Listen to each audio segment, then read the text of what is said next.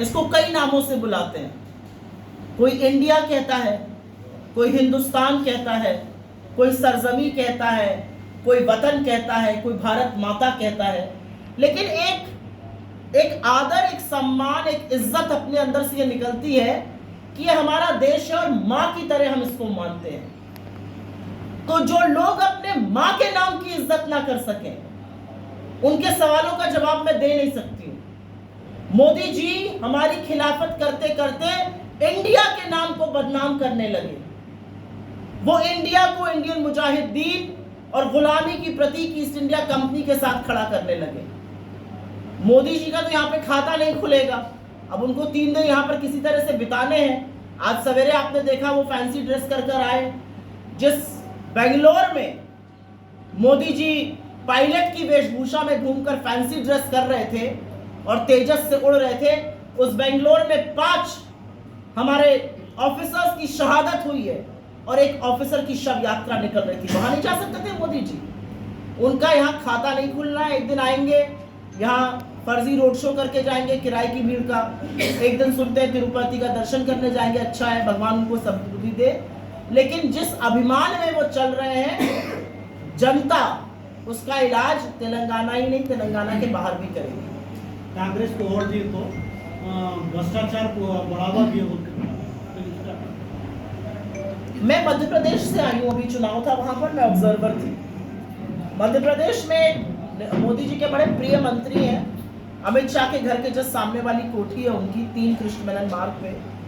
पहले कृषि मंत्री, अभी भी कृषि मंत्री है, पहले खनन के भी मंत्री रह चुके हैं, माइनिंग के।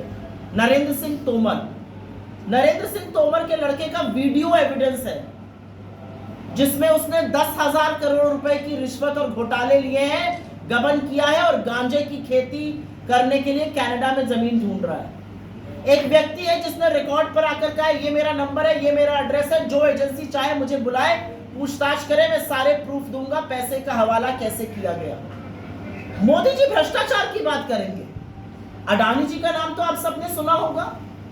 अडानी की जांच इस दुनिया के 5 देश कर रहे हैं अडानी महाघोटाले की, सिवाय एक देश को छोड़ के, हमारे देश को छोड़ के, क्योंकि हमारे प्रधानमंत्री की नाक के नीचे घोटाले हुए हैं। अडानी को उन्होंने घोटाले कराकर अमीर कराया है और वो भ्रष्टाचार पे किस मुंह से बोल सकते हैं, मुझे ये बता दीजिए।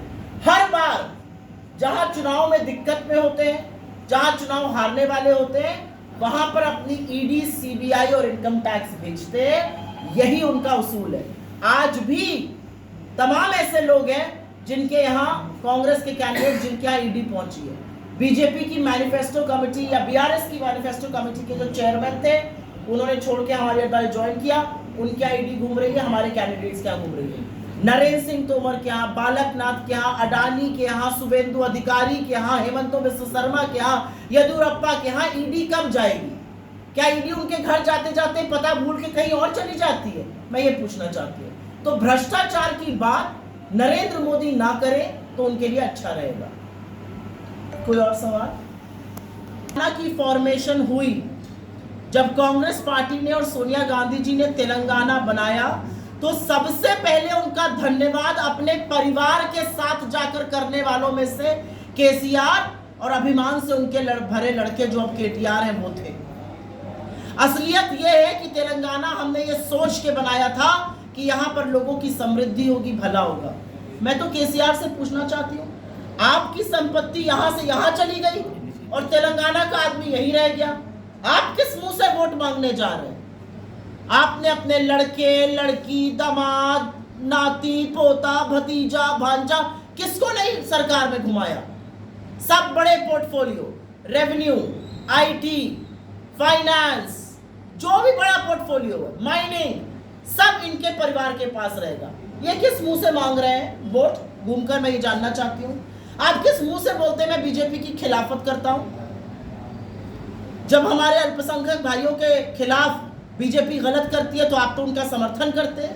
ये किस मुंह से मांग रहे हैं? तो मेरी अगली बार मेरा भाई आपसे मेरी गुजारिश है, मुझे तो मौका नहीं मिलेगा, आपको जरूर मिलेगा, पूछिएगा वो किस मुंह से घूम रहे हैं। तेलंगाना के अंदर कितने सीट जीतेंगे?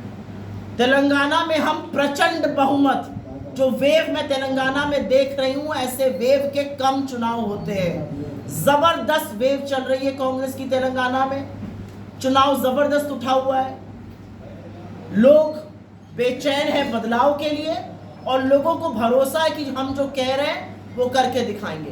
प्रचंड बहुमत मिलेगा हमें तेलंगाना में।